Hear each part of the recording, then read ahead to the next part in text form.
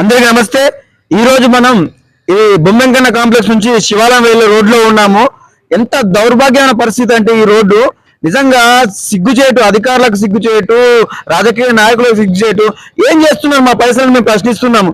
ఏమైంది? Smart city అని కొన్ని సంవత్సరాలుగా వేల కోట్ల రూపాయలు ఫండ్ వస్తే ఆ ఫండ్ని ఎవరు తింటున్నారు మాకు అర్థం అవ్వట్లేదు। ఎక్కడ చూసినా కరీంనగర్లో ఏ రోడ్డు తీసుకున్నా కూడా ప్రాబ్లమ్స్ తోనే ఉంది, ఎక్కడ మోర్లు తీసుకున్నా ప్రాబ్లమ్స్ తోనే ఉంది। ఆ పైసలు ఎటు పోతున్నాయి? నేను ప్రశ్నిస్తున్నా, కలెక్టర్ గారిని ప్రశ్నిస్తున్నా, కమిషనర్ గారిని ప్రశ్నిస్తున్నా, పోలీస్ కమిషనర్ గారిని ప్రశ్నిస్తున్నా, ఎమ్మెల్యేలను, ఎంపీలను, మినిస్టర్లను ప్రతి ఒక్కరిని ప్రశ్నిస్తున్నా, కార్పొరేటర్లను కూడా ప్రశ్నిస్తున్నా। మా పైసలు మీరు తింటున్నారా?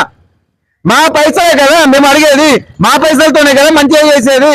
నేను అదే అడుగుతున్నాను, మా పైసలే మేము రోడ్డును తయారు చేయమని మీ ఇంటికెళ్ళి తీసుకొచ్చి ఎవరిని చేయమనట్లేదు, ఏ రాజకీయ నాయకుడిని అడగట్లేదు ఇంటికెళ్ళి తీసుకొచ్చి మాకు రోడ్లు ఏమని, కలెక్టర్లను, కమిషనర్లను ఎవరిని అడగట్లేదు మీ ఇంటికెళ్ళి తీసుకొచ్చి మాకు రోడ్లు ఏమని।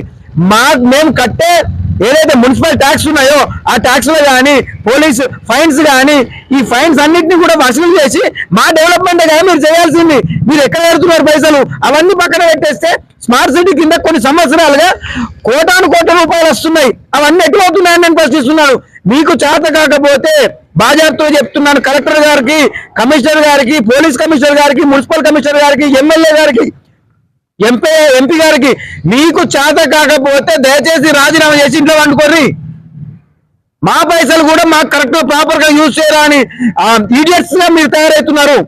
కాబట్టి మీకు ప్రతి ఒక్కరిని రిక్వెస్ట్ చేస్తున్నాను, మీకు చేతనైతే రోడ్లు, మోర్లు, ఈ వాటర్ ఫెసిలిటీస్ ప్రాపర్ గా వచ్చే విధంగా చూడండి, లేదా మా పైసలు మాకు ట్యాక్సులు మాకు ఇచ్చేయండి, లేదా మీకు చేత కాదని చెప్పి ఇంట్లో వండుకోర్రి రాజీనామా చేసి। జై హింద్, జై భారత్।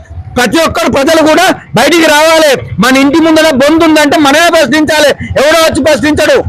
కాబట్టి మీరందరూ కూడా రావాలి, వచ్చి క్వశ్చన్ చేయాలి, అధికారులను అడగాలి, అడిగి పనులు చేయించుకోవాలని కోరుకుంటూ, అదే విధంగా మీకు చేత కాకపోతే మరీ చెప్తున్నాను, కలెక్టర్లకు, కమిషనర్లకు, ఈ కార్పొరేటర్లకు, ఈ మన ఎమ్మెల్యేలకు, ఎంపీలకు ప్రతి ఒక్కరికి రిక్వెస్ట్ చేస్తున్నాను, మీకు చేత కాకపోతే ఇంట్లో కూర్చోర్రి।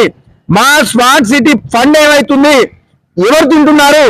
పందికొక్కులాగా ఒక్కొక్కరు మెక్కుతున్నారని మాకు అర్థమవుతుంది ఇప్పుడు పరిస్థితి చూస్తుంటే। ఇక్కడ ఎంత పెద్ద లొందు ఉన్నది, ఈ రోడ్డు మధ్యలో 15 ఫీట్ల బొంద ఉన్నది।